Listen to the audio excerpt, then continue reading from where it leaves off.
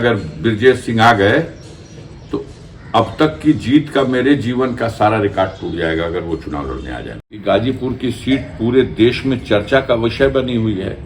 चहेते चहेते लोग यहाँ पोस्ट किए गए हैं। कैंडिडेट नहीं डिक्लेयर है तो क्या हुआ, हमारा कमल कैंडिडेट है, कमल का फुल कैंडिडेट है। कि आज जब देश में इतनी बड़ी चुनौती है कि ऐसे लोग सत्ता में हैं कि अगर रिपीट कर दिए तो देश के संविधान को बदल देंगे, देश का लोकतंत्र खत्म कर देंगे। तो मैं ये सब अंदरूनी बात है, हम आपको नहीं बताना चाहेंगे। नमस्कार, आप देख रहे हैं द न्यूज यात्रा। मैं हूं धीरज चौधरी। इस वक्त मैं गाजीपुर लोकसभा क्षेत्र में हूं और यहाँ के जो सांसद हैं अफजाल अंसारी जी हैं। गाजीपुर लोकसभा चर्चित बनी हुई है क्योंकि बगल में बनारस लोकसभा है जहाँ से सांसद प्रधानमंत्री जी हैं। और प्रधानमंत्री जी का जब जनसभा होता है और जनसभा के बाद कोई भी अगर वो चुनावी यात्रा वहां से करते हैं तो उसका पूरा प्रभाव जो है पश्चिम बंगाल, उत्तर प्रदेश और बिहार तक जाता है और सटे हुए ये जिला जो है गाजीपुर, यहाँ तक उनका प्रभाव हीन हो जाता है। तो मेरे साथ जुड़ चुके हैं इस वक्त गाजीपुर के सांसद श्री अफजाल अंसारी जी। बहुत बहुत स्वागत है सर आपका। बोलिए। धन्यवाद। आप जो है शुरुआत आपकी, आप 5 बार के विधायक और 2 बार के सांसद हैं और आपकी शुरुआत कम्युनिस्ट पार्टी से हुई थी। तो सर कैसे रहा आपका ये पूरा राजनीति का जो है शुरुआत से समीकरण? लंबी कहानी है, थोड़ा बताइए, हमारे दर्शक सुनना चाहते हैं आपको। 1976 में एमए की करने के बाद हम सामाजिक कार्यों में सक्रिय हुए। उन दिनों एक लीडर हुआ करते थे कॉमरेड सरजू पांडे, उनके सानिध्य में रहकर कुछ राजनीतिक क्रियाकलापों में भी दिलचस्पी बढ़ी। 1985 में मैंने चुनाव लड़ा और फिर 4 चुनाव कम्युनिस्ट पार्टी के सिंबल से चुनाव लड़े, जीते। 1994 में समाजवादी पार्टी ज्वाइन की और 1996 का चुनाव, 5वां विधानसभा का चुनाव हमने समाजवादी पार्टी के संग लड़ा। फिर 2002 का चुनाव भी समाजवादी पार्टी के सिंबल पे लड़ा, विधानसभा का, जो हार गया। और 2004 में फिर समाजवादी पार्टी ने हमें 14वीं लोकसभा के लिए गाजीपुर से अपना लोकसभा का कैंडिडेट डिक्लेयर किया। तो एक बड़ी जीत थी। यूपी में बड़े मार्जिन से जीतने वाले तीसरे स्थान पर मैं भी था। उसके बाद से सफ़र चल रहा है। 2009 में मैं लोकसभा का चुनाव गाजीपुर में, मनोज सिन्हा चले गए थे बलिया चुनाव लड़ने और गाजीपुर में बीजेपी ने आत्मसमर्पण कर दिया और मैं 3,10,000 वोट पा करके भी हार गया। तब राधे मोहन सिंह जी यहाँ चुनाव जीते थे लगभग 70,000 वोटों से। और उस चुनाव के बाद यहाँ पर भारतीय जनता पार्टी का जो खाते में वोट आया था वो बहुत ही शर्मनाक था, मात्र 22,000 वोट था। तो अब सिलसिला चल रहा। 2019 में फिर मुकाबला हो गया था मनोज सिन्हा से और आपने रिकॉर्ड स्तर जीत की थी उस वक्त? रिकॉर्ड नहीं, 1,20,000 समथिंग वोटों से मनोज सिन्हा को हराया था। क्योंकि 2019 में मोदी जी का दूसरा जो है चल रहा था कार्यकाल था और एक बड़ी घटना घट गई थी जो पुलवामा कांड की। उसकी वजह से उन लोगों को काफ़ी इसका बहुत तेज़ी से भुनाया इस इशू को उन्होंने, और एक लहर जैसी खड़ी हो गई। भारतीय जनता पार्टी को 4,44,000 वोट और हमें 5,64,000 वोट मिला था। 33,000 वोट भारतीय समाज पार्टी का कैंडिडेट भी गाजीपुर लोकसभा में लड़ा था, तो 33,000 समथिंग वोट उनको मिला था। कांग्रेस पार्टी भी चुनाव लड़ी थी, तो कांग्रेस पार्टी को उस चुनाव में 21,000 वोट मिला था। ये 19 का रहा। अब उसके बाद फिर 2024 में 18वीं लोकसभा के लिए चुनाव होना है। अभी हमें तो समाजवादी पार्टी ने अपना प्रत्याशी घोषित किया है और हम लोग अपने चुनावी अभियान में प्रथम चरण का कार्य शुरू कर चुके हैं। लेकिन अभी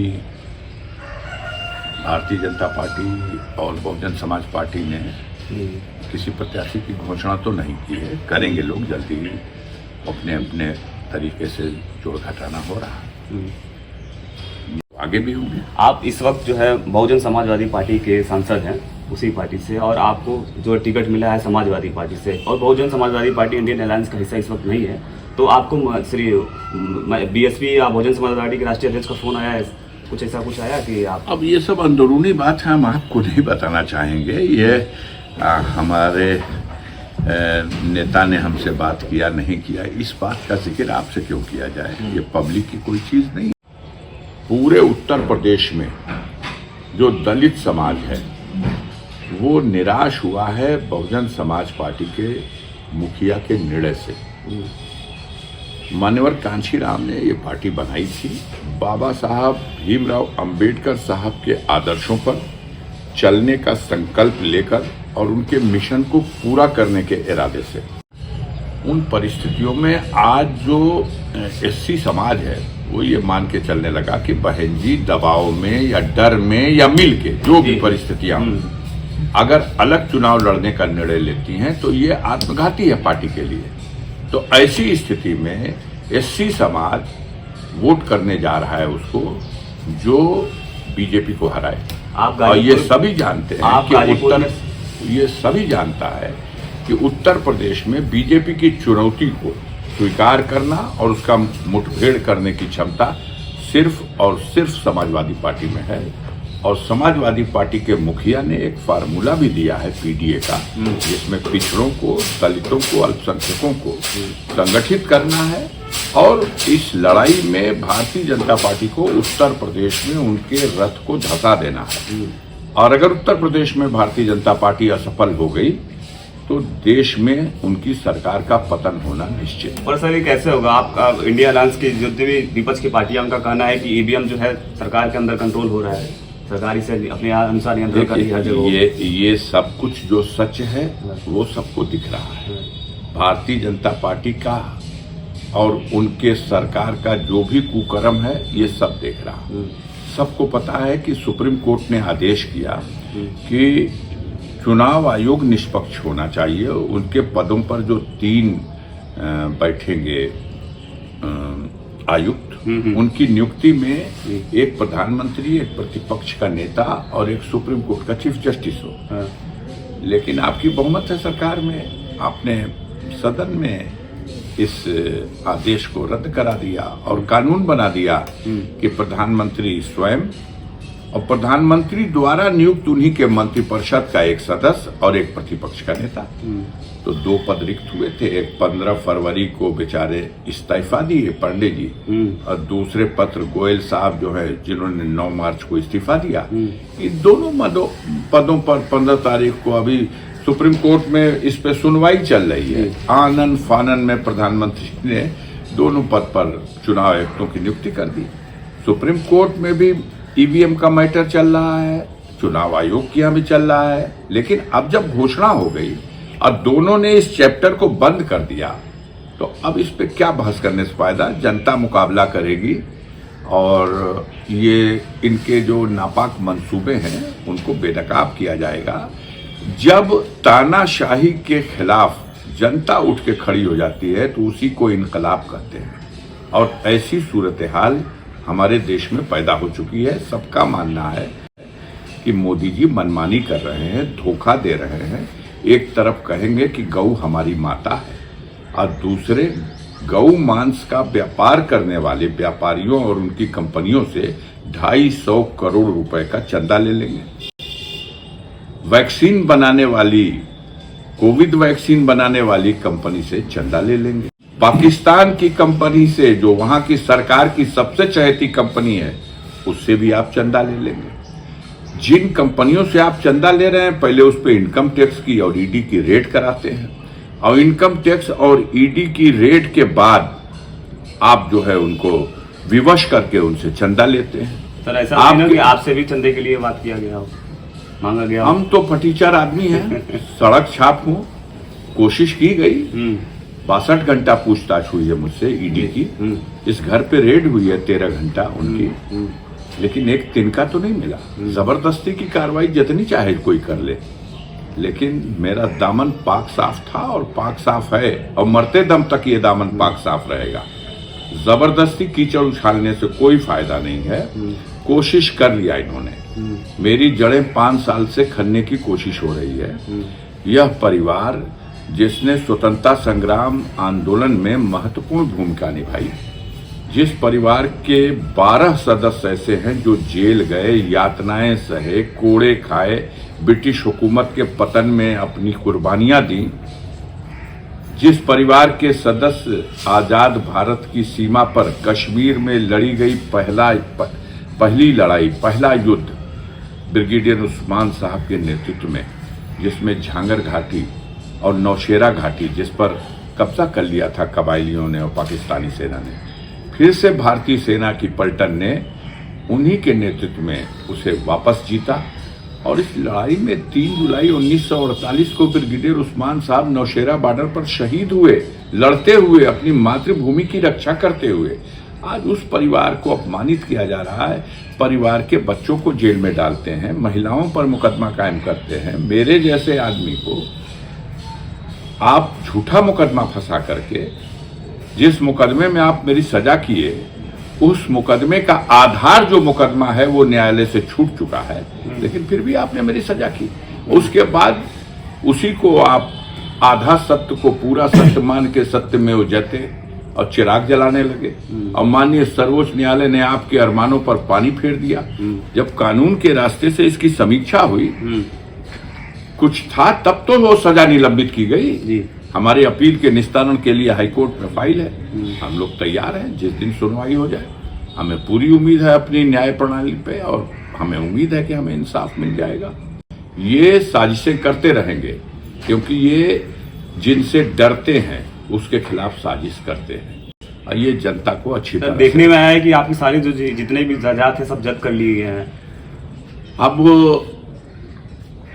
खेत, बाग और सारे, ये जो घर है जी, ये घर हमारे पुरखों का वो घर है जो स्वतंत्रता संग्राम के जमाने में देश के लिए लड़ने मरने वालों की पनाहगाह था। कॉमरेड सरजू पांडे जैसे देशभक्त शरण लेते थे इन घरों में। यही एक बचा हुआ है, और बाकी तो इन्होंने कुछ छोड़ा नहीं है, और हमें अफसोस भी कुछ नहीं है। एक चीज वो नहीं हमारी लूट सके हैं, वो है गाजीपुर की गरीब जनता, पूर्वांचल की गरीब जनता। इंसाफ पसंद लोग, आज भी उनके दिलों में मैं वास करता हूं। आज की उनकी हमदर्दी, उनकी दुआएं, उनका आशीर्वाद मेरे साथ हैं। मोदी जी बगल के क्षेत्र से चुनाव लड़ते हैं, और गाजीपुर में मेरी कौम जात की आबादी 10% से भी कम है, और मैं 45 साल से इन भारतीय जनता पार्टी के, इन सामंतवादी ताकतों के और ये पूंजीवादी विचार के लोगों को लगातार चुनौती देता हूं और गरीबों की मदद करता हूं। आधी रात को भी कोई सताया हुआ इंसान आता है तो कभी उससे उसकी जात और कौम नहीं पूछता, इंसानियत के नाम पे उसकी मदद करता हूं। तो ये मेरे पुरखों ने यही रास्ता दिखाया था, उन्हीं पुरखों का खून मेरी रगों में है। मैं डरने वाला आदमी नहीं हूं। अब वो वक्त आ गया कि इन लोगों की घबराहट बढ़ी हुई है कि गाजीपुर की सीट पूरे देश में चर्चा का विषय बनी हुई है। चहेते चहेते लोग यहाँ पोस्ट किए गए हैं कि इन लोगों के माध्यम से जो हमने तमाम दमन कराया है, अब इन्हीं लोगों के माध्यम से जनता के अरमानों पर भी हम बुलडोजर चलाएंगे। अब मुकाबला है जन भावना से और शासन के अहंकार का, सरकार के अहंकार का, और हमें उम्मीद है लोकतंत्र जीतेगा और अहंकार हारेगा। आप गाजीपुर से जीत जाएंगे। कहा तो लोकतंत्र जीतेगा और अहंकार, सत्ता का अहंकार हारेगा। गाजीपुरी में नहीं, गाजीपुर में जीतेगा, बलिया में जीतेगा, घोसी में जीतेगा, सलेमपुर में जीतेगा, मछली शहर में जीतेगा, लालगंज में जीतेगा, आजमगढ़ में जीतेगा, चंदौली में जीतेगा, मिर्जापुर में जीतेगा, भदोही में जीतेगा, पूर्वांचल में जौनपुर में जीतेगा, सफाया होगा। एक सीट मोदी की बचा ले जाएं लोग। मोदी जी तो बोले 400 पार आएगा हमारा। हाँ, तो सपने में दिखाई देगा, सपने में दिख रहा। लिस्ट देंगे 195 की, जीत रहे 400। जनता समझ रही है उनका बड़बोलापन। ये घबराहट क्यों है? घबराहट इसलिए है कि पूरे देश में हार रहे हैं। एक प्रदेश का नाम बता दो जहां एक सीट पिछली बार से ज्यादा पाएंगे। गुजरात में तो 26 सीटें थी, 26 पा चुके हैं। वो 27 तो हो नहीं जाएगी रबड़ की तरह बढ़ के।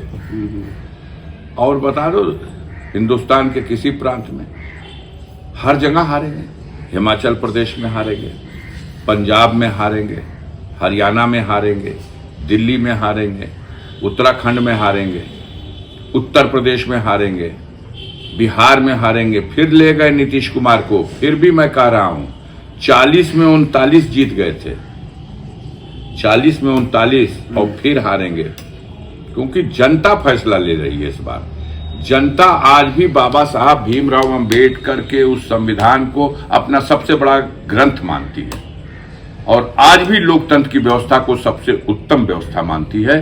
वो मोदी जी और उनके लेफ्टिनेंटों की तानाशाही को स्वीकार करने को तैयार नहीं है। अरेस्ट करते रहे केजरीवाल को, अरेस्ट करते रहे सोरेन को, मनीष सिसोदिया को, अफजाल अंसारी को अरेस्ट करते रहे। अरेस्ट तो कर रहा था अंग्रेज भी, गोली भी मार रहा था अंग्रेज भी।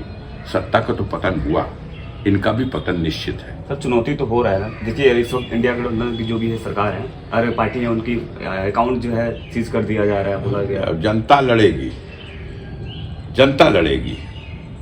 हमारा भी कुछ बाकी नहीं है। चंदा मिलेगा और लड़ूंगा। एक भी पैसा नहीं रहेगा तो भी यहाँ हिंदुस्तान के सारे कारपोरेट घराने के मैनेजरों को अटैची लेके भेज देना। लाओ अपने चहेते से चहेते कैंडिडेट को, तोड़ दो उस सिद्धांत को कि तुम परिवारवादी और जातवादी नहीं हो। शर्म नहीं आती मोदी जी को? वो दूसरों पे कीचड़ उछालते हैं, उनकी पार्टी के लोग कीचड़ उछालते हैं। हमेशा कहते रहे सोनेलाल पटेल के जमाने से कि ये कुर्मी समाज की जातवादियों की पार्टी है। अब बाप बेटी यही राजनीति करती है, लेकिन उन्हीं के चरण में बैठ गए जाके। आज अनुप्रिया पटेल स्वीकार है, उनको आप मंत्रिपरिषद में ले रहे हैं।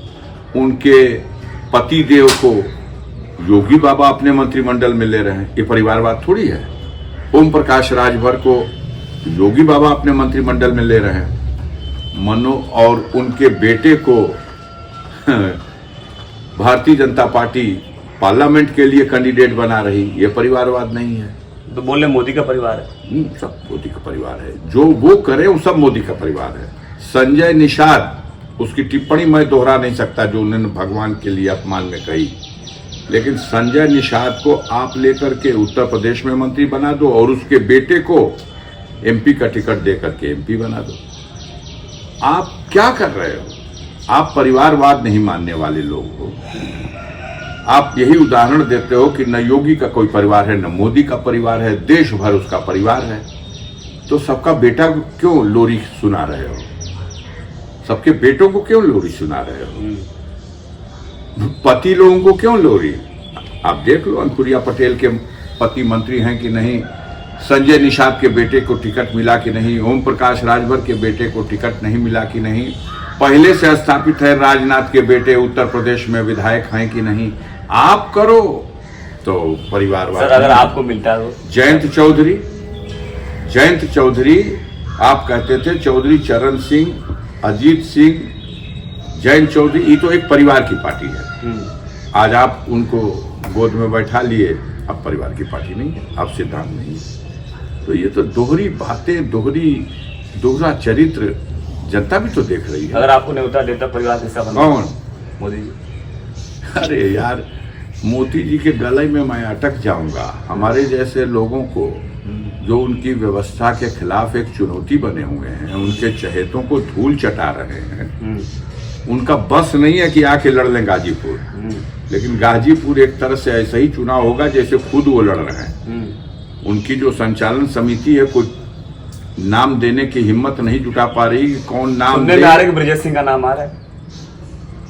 हाँ, अगर ऐसा है तो ब्रजेश सिंह को मोदी जी ने कृपा करके उनकी पत्नी को अपने क्षेत्र से एमएलसी बना ही दिया, सिंबल दिया पार्टी का अपने किसी कार्यकर्ता को और जिता दिया ब्रजेश की पत्नी को।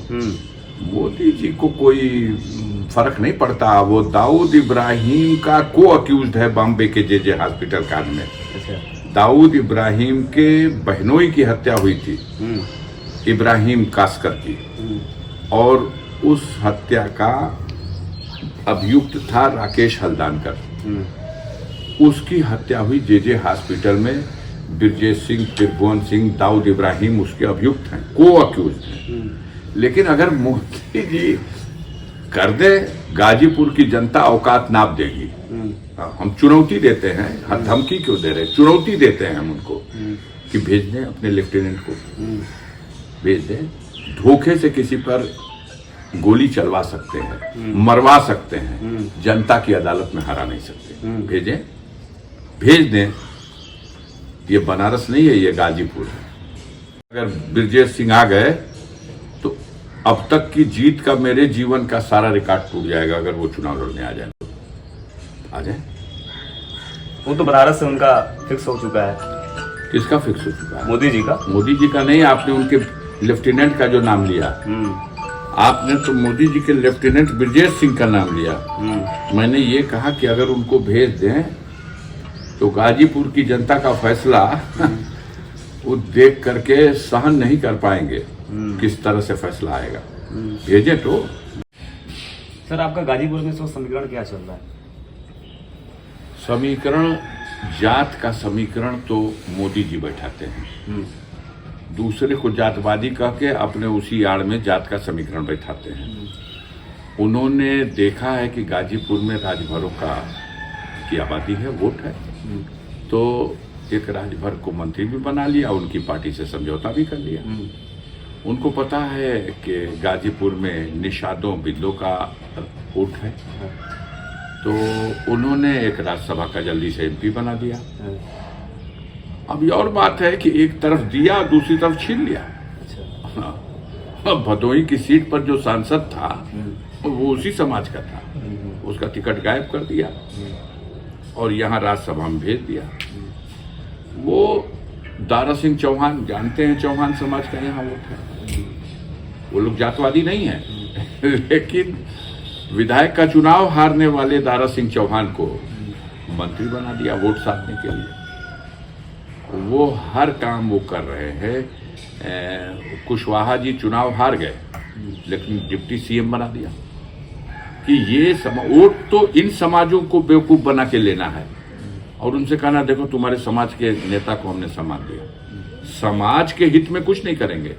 राजभरों को रिजर्वेशन नहीं मिला, निषादों बिनो मल्लाहों को रिजर्वेशन नहीं दिया। वो झुंझुना तुम्हारे समाज को राज्यसभा दे दिया, तुमको हमने मंत्रिपरिषद में जगह दे दिया और देखो तुमको सुरक्षा प्रदान कर दी, खूब सायरन बजाओ, घूमो और वोट दे दो। भारतीय जनता पार्टी यहाँ चुनाव लड़ने की स्थिति में है। भारतीय जनता पार्टी के कमल के फूल की औकात बताया आपको गाजीपुर में। मेरी बात झूठी मान करके अभी गूगल खोल के चेक करिएगा। जब 2009 का चुनाव हुआ तो गाजीपुर में ये भी याद रखिएगा कि 1999 से 2004 के कार्यकाल में मनोज सिन्हा एमपी थे और 2004 से 2009 के कार्यकाल में उनको हरा के अफजाल अंसारी एमपी थे। अब 2009 से 2014 का जो चुनाव हुआ इसमें भारतीय जनता पार्टी गाजीपुर में चुनाव लड़ी है। आज जाइए किसी से पूछिए तो वो लोग कहेंगे कि जरा पूछिएगा 2009 में कमल के फूल को क्या मिला था। 22,000 वोट पूरे लोकसभा क्षेत्र में, पूरा लोकसभा में भाजपा को 22,000 वोट। तो गाजीपुर में असली औकात भाजपा की वो है। बहुत बहुत धन्यवाद सर निज यात्रा से आप जो भी अपना बोले।